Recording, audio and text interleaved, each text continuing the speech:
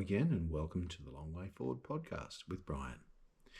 Welcome to episode 3, Foundations Before Momentum. The question we're going to answer in this episode is, what do you stand for, and why is that important? You see, if starting feels hard and motivation doesn't hold, then we need to look deeper, because most people don't struggle with effort. They struggle with foundations. In this episode, we're going to talk about alignment, strengths, and something even more important, understanding what you actually stand for. And later in this episode, we're going to do a short exercise that can genuinely change how you make decisions for the better. It's simple and it's so powerful, so stay with me. Now, back to foundations before momentum. Every stable system, every building depends on foundations. Environmental systems, organizations, careers, even relationships. If you rush in and build speed before you've got stability, cracks appear. And those cracks will show up as frustration, burnout, misalignment, or that constant sense that something's not right, something feels off. Do you know the one I mean? I've felt it before. Most people respond to that by pushing harder, or they shut down completely. That rarely solves it, because the issue hasn't gone away. You're just ignoring it. What I want to think about now is alignment. Why so many people get stuck like that? You see, I've found that a major source of dissatisfaction and that confusion and that frustration is misalignment. That could mean being in a career, an environment, a situation, a relationship, or a pattern of behavior that conflicts with what you stand for. You can survive misalignment for a while. You can put up with it, but you can't thrive in it. Not long term, you can't. Just like any plant can't grow in a garden bed that doesn't have the right nutrients, doesn't have the right ingredients. Sure, it might survive, but it's not going to thrive. If you value courtesy, but you operate in a workplace that's full of aggression, or a relationship that's full of aggression, you will feel tension. If you value integrity, but are surrounded on all sides by compromise and people taking shortcuts that aren't right, something will grind internally. And if you value perseverance, for example, but you're in environments that reward shortcuts, frustration builds. Misalignment. There's nothing quicker at draining energy than misalignment. For example, if you believe in sincerity, but you're surrounded by people who are constantly pretending to be something they're not, it's draining. Now, part of the cause of that conflict is this deeper issue. Most people haven't defined what they stand for. Here's the uncomfortable truth. Many people, and this has been me at some point in my career and my life, many people aren't misaligned. They're undefined. They haven't articulated their principles. So every decision is instinctive, or it's emotional, and you question it, and you go over it in circles, around and around. It's not simple. It's not fast. It's hard. Making decisions becomes hard. Every opportunity, no matter how good, can be confusing. Every setback can be devastating, destabilizing. You see, without principles, you drift. You make decisions around whatever is loudest. It's called being reactive. It's unstable and it doesn't build much of a future for you. You ever have that feeling, here we go again. Here I am again. How does this keep happening to me? Well, that's instability. You probably have some already, and some of the time your values come into play. But have you ever drilled down into what you stand for, what your values are, and then use them to help you make decisions? I do. It's a simple filter, and I had to learn this a long time ago. Here's what we're going to do. I want to help you. With this exercise, what I want you to do is to define what you stand for. It's pretty simple, and I'll help you do it. This is the part that I want you to take seriously. Out of everything in this podcast episode, I want you to take this super seriously. It's life-changing. 3 questions I have for you. You're not quick. Don't take it casually. I want you to actually reflect. Here's the first question. Ask yourself this. What do I deeply respect in other people?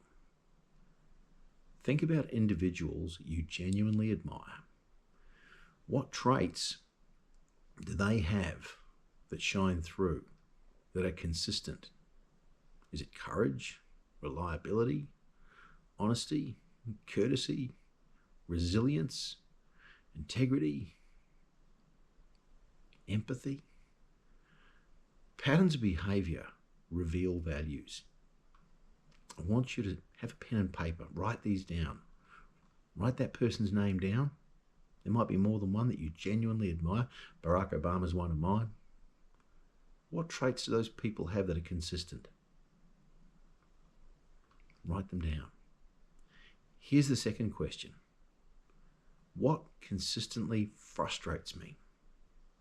Now, frustration is often the sign of an unmet expectation or a violated principle. What consistently frustrates me keeps coming back. So do you get repeatedly frustrated by rudeness, excuses, lack of discipline, people who lash out under pressure? Reacting to those things are signals about a conflict with your values. Here's the third question, and this is a big one. Under pressure, what would I refuse to compromise on, no matter what? Under pressure, what would I absolutely refuse to compromise on? This is the defining question. You see, when things are difficult, what line do you not cross, no matter what? That reveals your core, your most important principle. Mine's integrity. Now narrow it down. From your answers that you've written down above, I want you to reduce it to 5 or fewer values. From those above, you can work out your values. Write them down. There might be 10, but narrow it down to 5 or less. In this short, clear, repeatable list. It doesn't matter if you can only get 1. For the first 15 years of my working life, I only had maybe 3. And I've since elaborated that out to 5. And for me, here's my list. Courtesy, integrity, perseverance, self-control, and indomitable spirit. I still struggle with the self-control sometimes, but the rest I'm pretty steady with. What that means in practice, having those values, having any values, I'll unpack that for you now. Courtesy. Courtesy is not weakness. It is controlled strength. It means treating people with respect, even when you disagree with what they're saying or what they stand for. Be courteous. Treat them with respect. It means maintaining standards without demeaning others. And that shapes how I interact with people. It shapes how I lead. It shapes how I respond under pressure, or I try to. It also shapes how people perceive me. Integrity. This is my first. It means alignment between what I say and what I do. It means consistency when no one else is watching. It means long-term thinking over short-term convenience. It simplifies decisions dramatically. See, if something compromises integrity, my decision is super clear, super easy. And coming back to what I say is what I do, that's really important. That builds trust. People then trust me. Perseverance is another one of mine. Early days, I wasn't very skilled. I had to work harder. I had to work longer. Perseverance is really handy. It basically means steady effort over time. Not dramatic intensity, not emotional short-term bursts of energy, but staying with something when it becomes difficult. It's foundational, by the way, perseverance, because that's where you get learning from. It's foundational career progression, it's foundational in sustainability work, and it's foundational in leadership. Self-control is my next one. This is the one I struggle with sometimes. You know, having that extra slice of cheese even when you shouldn't. Self-control is emotional regulation. It's not reacting impulsively. It's choosing a response instead of reacting. Leadership without self-control becomes very volatile.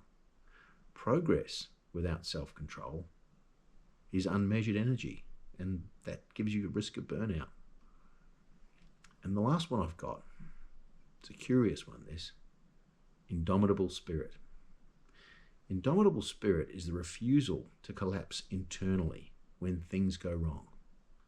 It's resilience without theatrics, just quietly get the job done. It's quiet strength.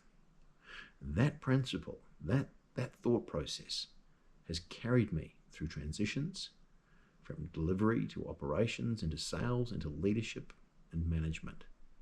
Not because things were easy, but because the foundations held. Now, I mentioned before that having these values simplifies my decision making. They're kind of like a drop-down checklist for me.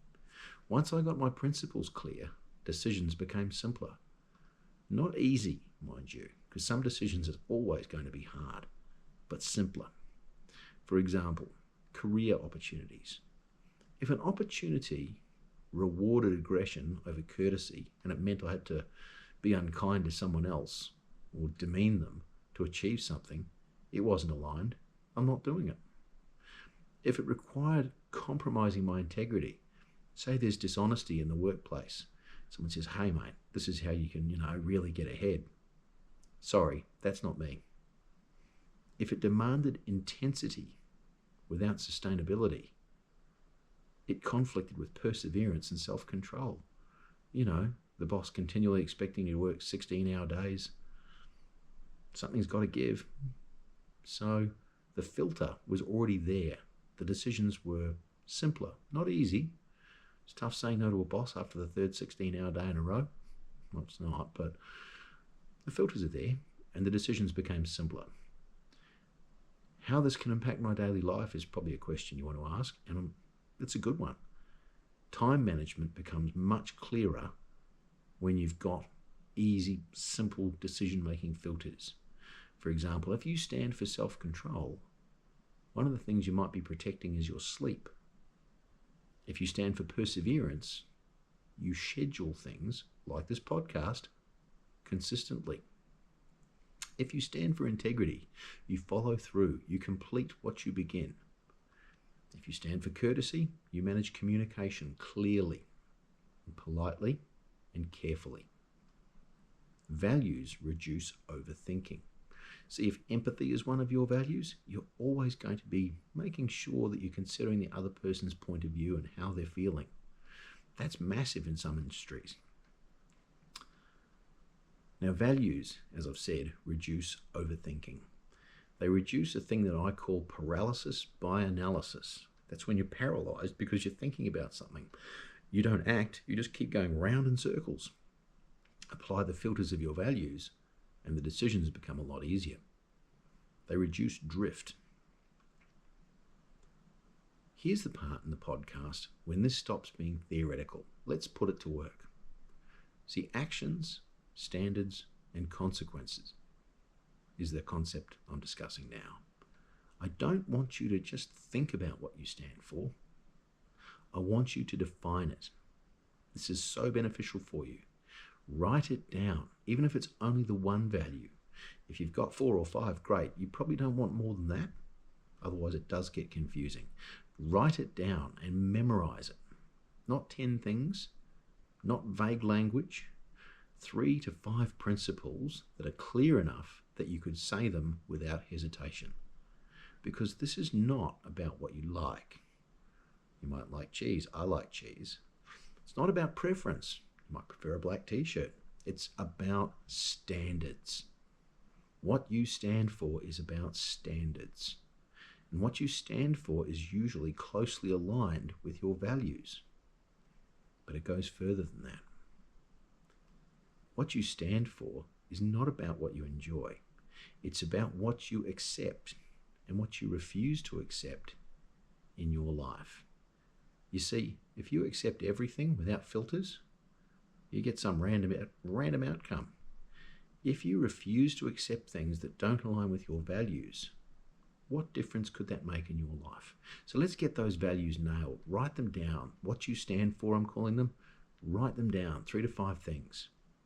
You see, there's a difference between what you accept and what you refuse to accept. You might like comfort. You might enjoy recognition. You might prefer ease. That's great. But what do you refuse to tolerate? Dishonesty? Disrespect? Excuses? Waste? Emotional volatility? Lack of accountability?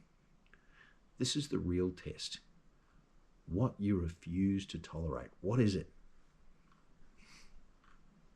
Now, I want you to consider also that this matters more than you might think.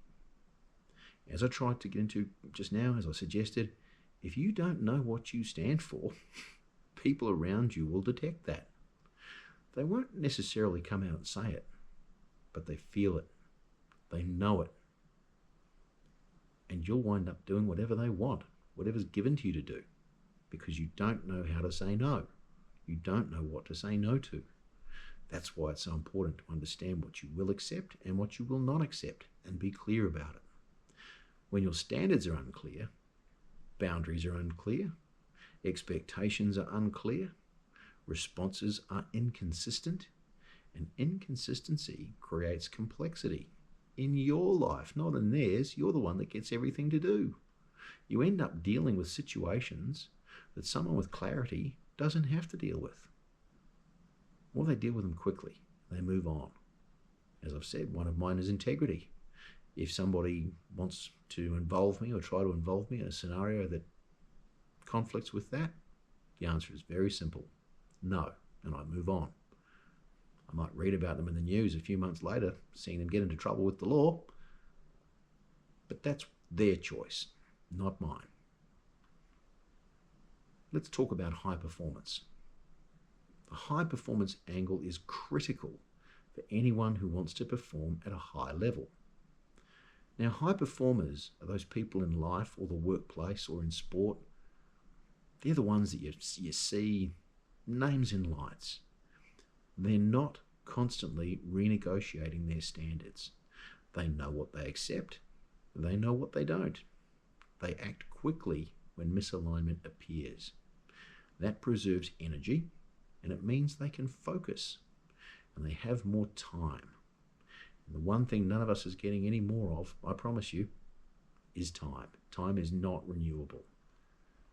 So high performers know what they accept, and they know what they don't.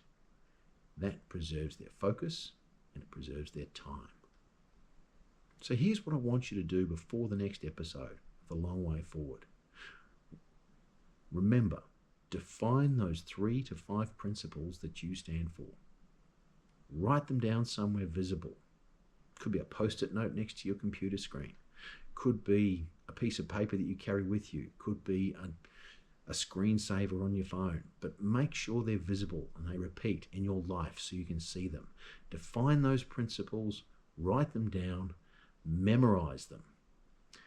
And when you have to make a decision this week, run every decision through those principles. Small decisions, time commitments, people who want you to promise something, conversations, opportunities, a new job opportunity. Wow, that's a great one to run through your principles. A response under pressure when someone's, tell me what you think, tell me what you think. Notice what changes when you refer to your values. Notice what becomes simpler. And notice those things that just feel heavier, and then you'll see that that's because they conflict with one of your values. That awareness alone should sharpen you. And keep that in mind. Keep those 3 to 5 values in mind. Now, we're going to be coming back to this in the next episode. We're going to drill into it further, and here's why. We're not doing it philosophically. We'll be doing it practically.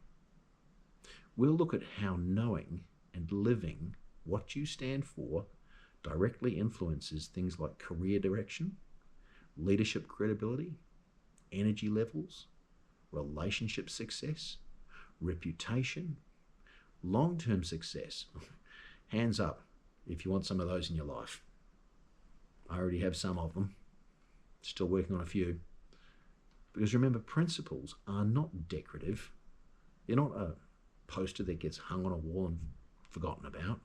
They are structural in your life. They're the foundations of where you want to get to. And if your life isn't structured around them, it will be structured around someone else's principles. Now, in closing, I'd just like to say that foundations determine trajectory. And think of trajectory. It's a big word, I know. A rocket has trajectory. An aeroplane has trajectory. A motorcycle stunt rider has trajectory as he launches into the air and everybody goes, wow! If you want trajectory, your foundations will determine that. If you want sustainable progress, whether personally, professionally, or in an environmental project, I work in that industry, so you bet this one's important to me, you need clarity.